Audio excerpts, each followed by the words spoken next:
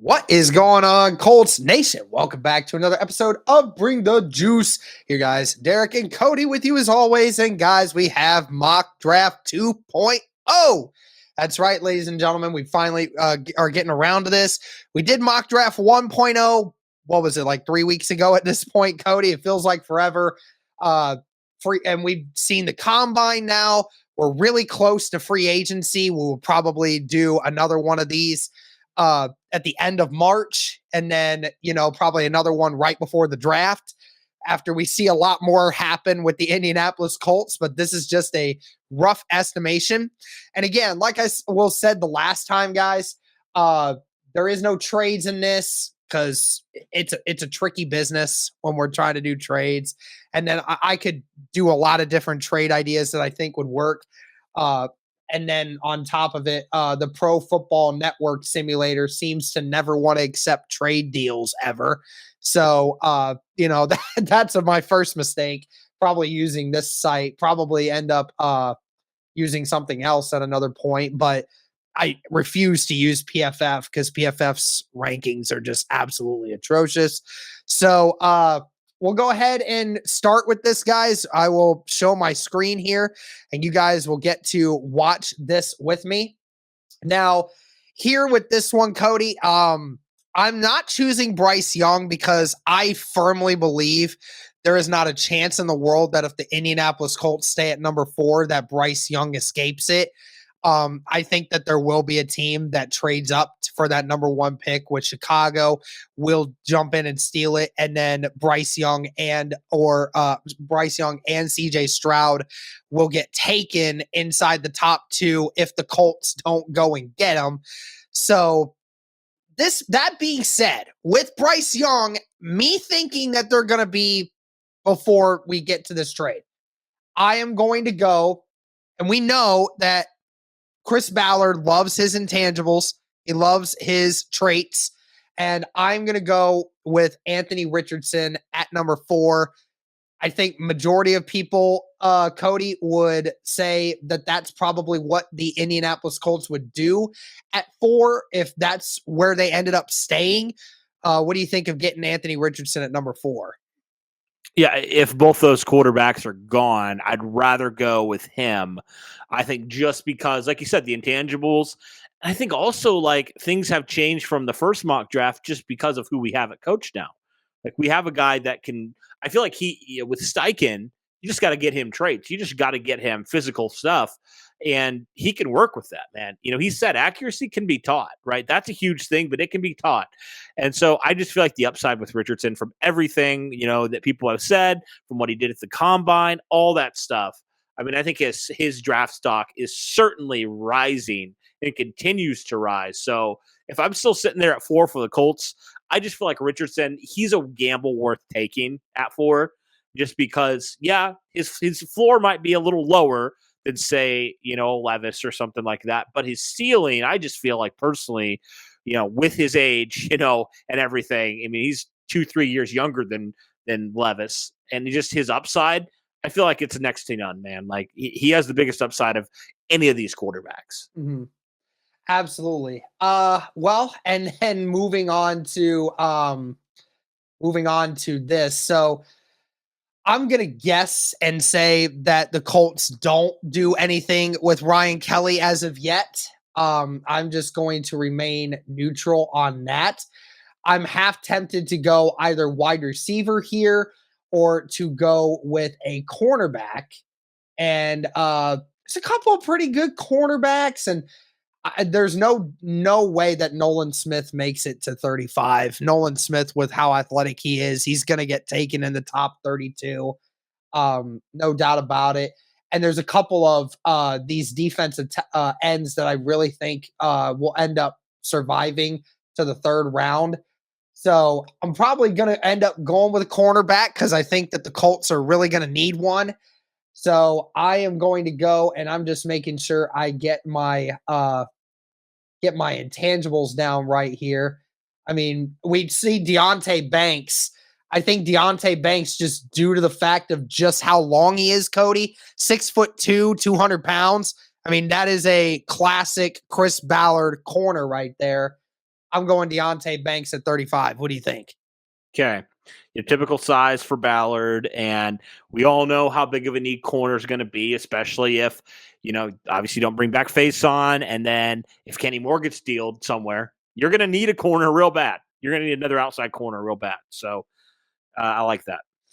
Fantastic. All right. So, and then third round pick. This is where we start getting to the interesting tidbits here. I would say I've seen now this is interesting because I want to remember where the Colts. Okay, so I do think round 4 there's a chance still to get a good wide receiver, Cody. I don't think the Colts are looking to add into wide receiver immediately. I think that they feel comfortable with the receiving core they have, at least as of right now. And it really depends on who they're going to get in free agency at offensive line depth.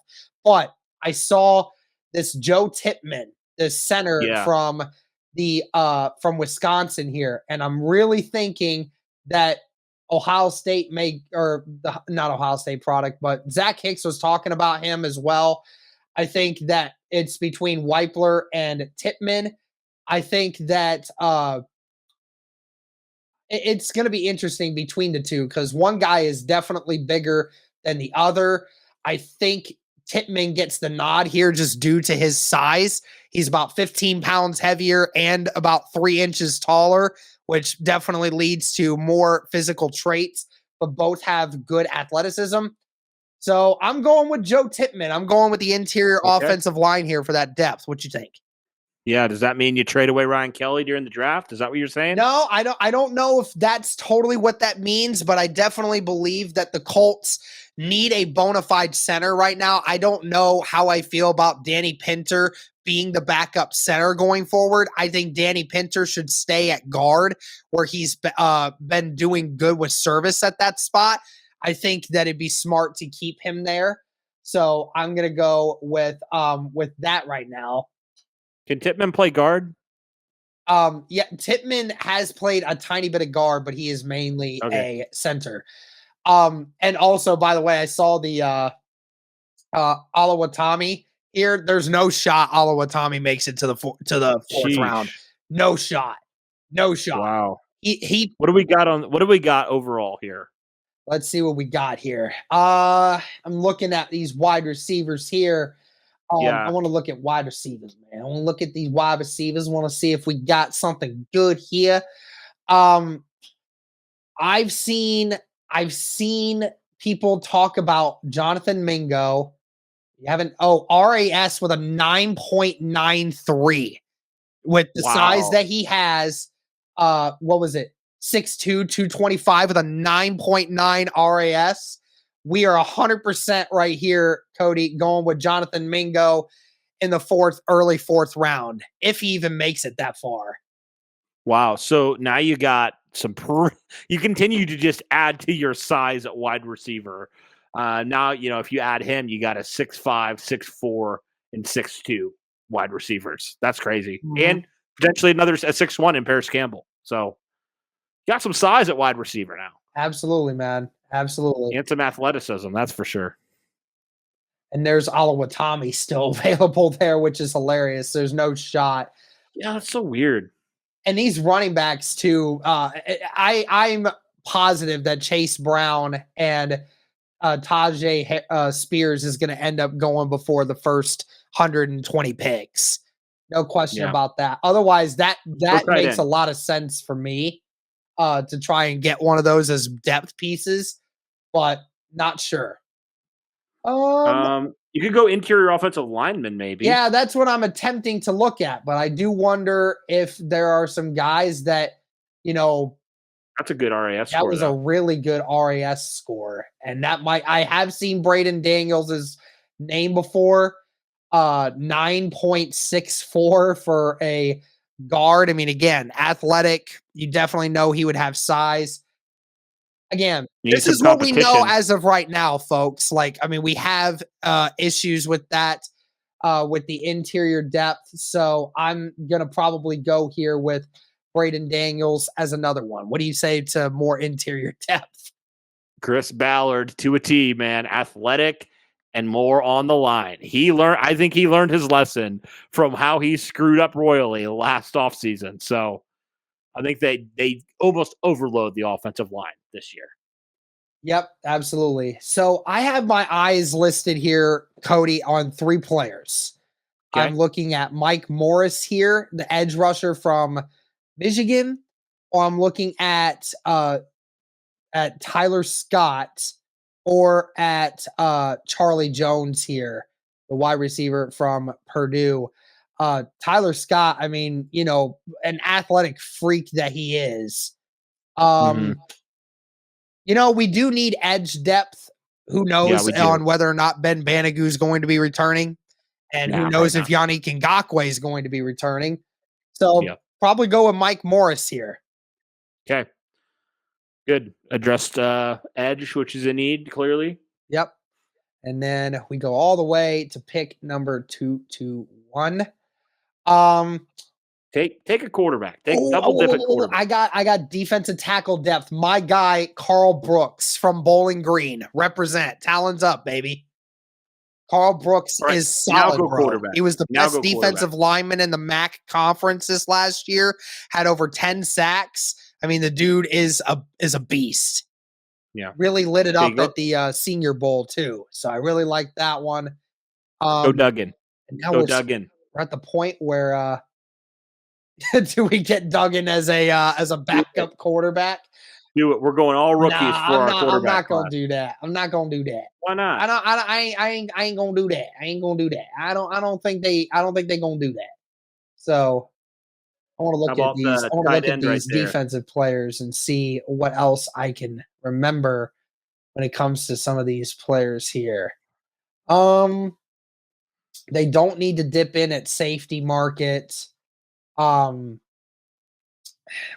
they double up on corners? I wonder. I could see that. They might need another linebacker. Might attempt to go for one there. But no, I think they're going to refrain. We just picked defensive tackle, so I don't think that that's something they would do. Just keep looking here for a second, and then I'm I'm gonna go another wide receiver. I'm gonna go Trey Tucker. He's Okay. got a really good 40, and he's a burner. So I'm gonna go with All right. Trey Tucker there with the last one. And here we go. So we got Anthony Richardson, pick number 4. Deontay Banks, cornerback out of Maryland with the 35th pick. Joe Tipman, the center from Wisconsin at 79. Jonathan Mingo, wide receiver from Ole Miss at 106. Braden Daniels, guard out of Utah at 138. Mike Morris, edge rusher from Michigan at 162. Carl Brooks, defensive tackle from Bowling Green at 221. And Trey Tucker, wide receiver from Cincinnati, is the last pick at 236. What do you deem with that one, Cody?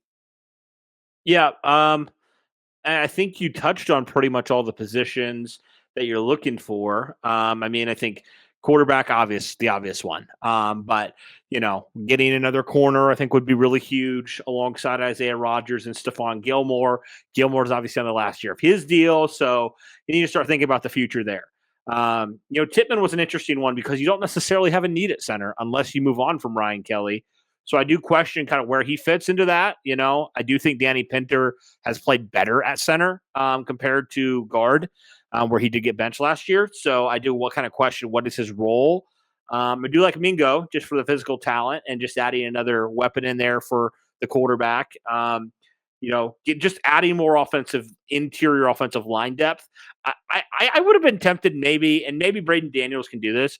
Get a guy that can play a little bit of tackle too. That would have been interesting to see because I know the Colts obviously had met with a guy, Dawan Jones, I believe it was. DeJuan Jones, tackle. yeah, at that for that top 30 visit, yeah, 100%. Me personally, there's no shot he leaves the first round. I just see it and I look. He's athletic, very athletic for somebody that's that size.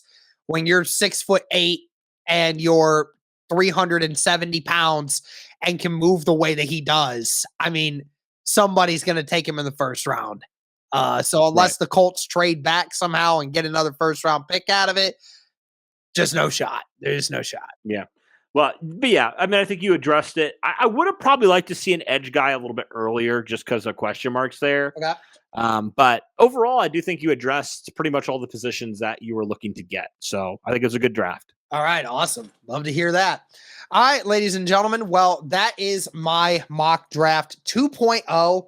Let us know your thoughts, guys. I liked it. I think that I doubled down on interior offensive line help. I doubled down on defensive line and wide receiver. I was able to get a solid cornerback option and a quarterback, both of those picks with fantastic physical traits that Chris Ballard always looks at. So let me know your thoughts on that mock draft, and be sure to be on the lookout for Cody's as well. Thank you guys so much for tuning in. And as always, guys, go Colts.